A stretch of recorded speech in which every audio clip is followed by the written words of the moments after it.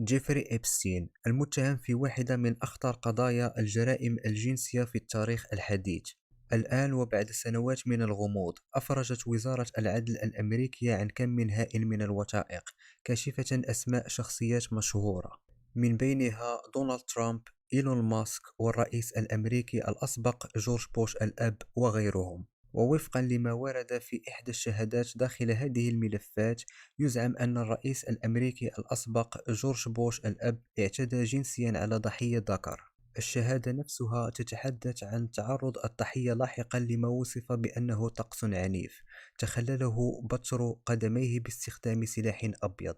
كما يقول الضحية أنه كان شاهدا على مقتل طفل بطريقة وحشية على متن يخت، حيث تم تمزيق جسده وانتزاع أعضائه الداخلية.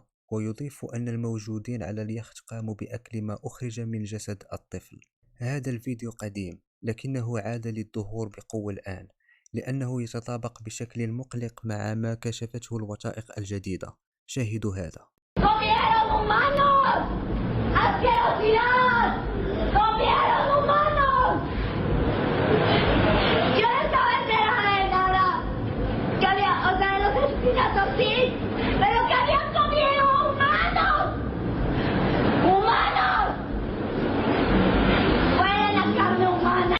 هذا الفيديو لفتاة مكسيكية خرجت عن صمتها وتحدثت عن تجربة صادمة وأحداث تقول أنها شاهدتها بنفسها، مما يؤكد الأحداث. أما بالنسبة لدونالد ترامب فقد وجهت إليه اتهامات من بينها الاعتداء الجنسي على قاصرات، وتشير إحدى الشهادات إلى أن إحدى الضحايا كانت تبلغ من العمر 13 عاما فقط.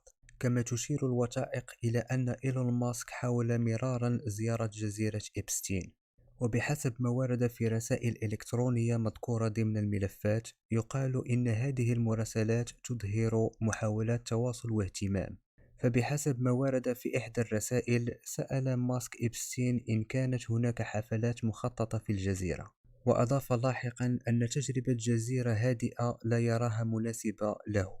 فأجابه إبستين: لا تقلق، سأرسل لك هليكوبتر. ما رأيكم في هذه التسريبات؟ هل تعتقدون أنها تكشف الحقيقة، أم أن هناك ما هو أخطر لم يكشف عنه بعد؟